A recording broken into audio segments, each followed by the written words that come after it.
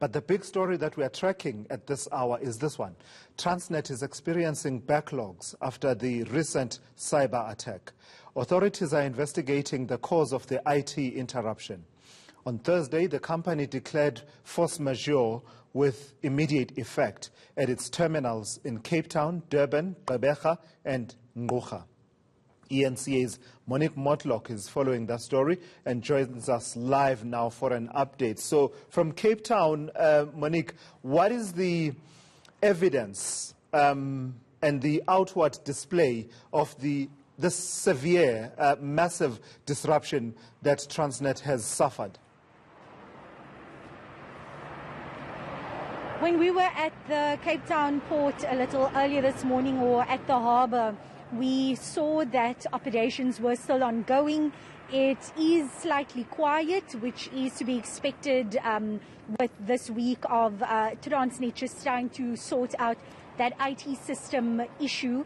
Transnet itself hasn't wanted to do any interviews, and they are the ones who can give us just a clearer picture of the type of backlog, if any, that it is experiencing. But when I spoke to Economic Opportunities MEC David Maynard a little earlier, he said that Transnet has been giving updates, regular updates to stakeholders such as the MEC's office, telling them that they are expecting this issue to be resolved quite soon, and they have apologized for the delays, for the fact that they are now on a manual system at some of the ports. And what the MEC also said is that since these IT disruptions, Transnet has managed from the Cape Town port to process about 2,200 vessels. So things aren't at a complete halt here in Cape Town, as they are maybe experiencing at some other ports.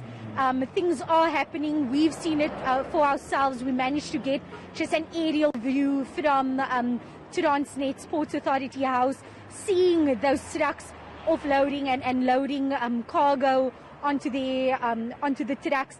And when we asked the MEC Maynard what he thinks when the issue is likely to be resolved, because obviously for Cape Town, for the Western Cape exports, it's a multi-million rand industry, and this is something that we are looking to get underway as fast as possible. This is what he had to say.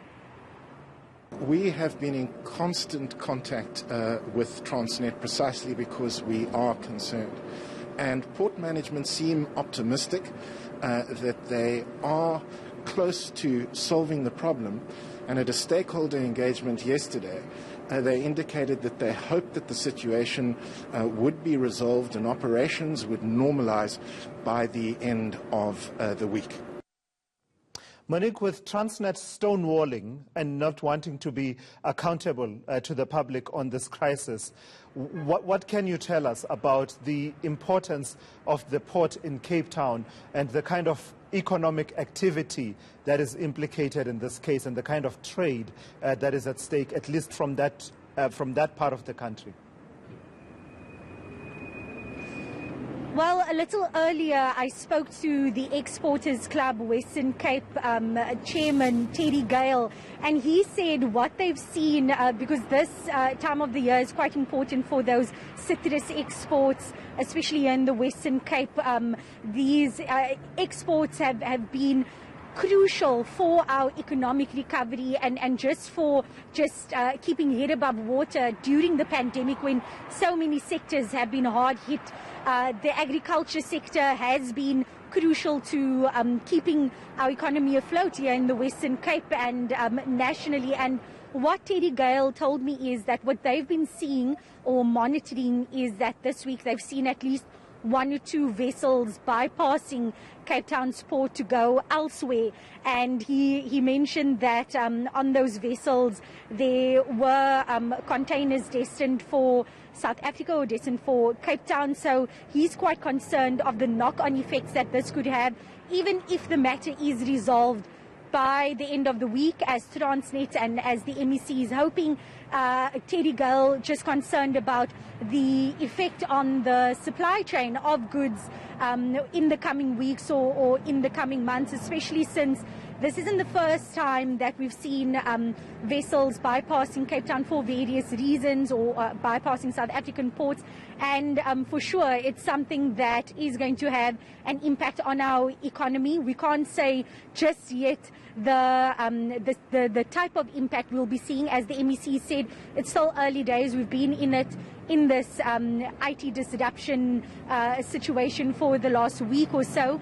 So in the coming weeks, we'll be able to get a clearer picture just of the scale of the effects. All right, thank you for that, Monique Mortlock. And I mean, we keep talking about Transnet stonewalling. Hello, does anyone work at Transnet? Does anyone understand the kind of operation that is being run at Transnet and how it fits in? It's a public asset. The public has a right to know and an interest in what is going on at Transnet. Does anyone understand public relations at that company? Is anyone in charge of corporate communications, public affairs? Who's in charge there? Who's doing that job? Can someone knock on their office door or call them up on Zoom and say, what on earth are you doing? We are in the middle of a crisis at a state-owned entity that is so crucial to our economy, and you're just stonewalling.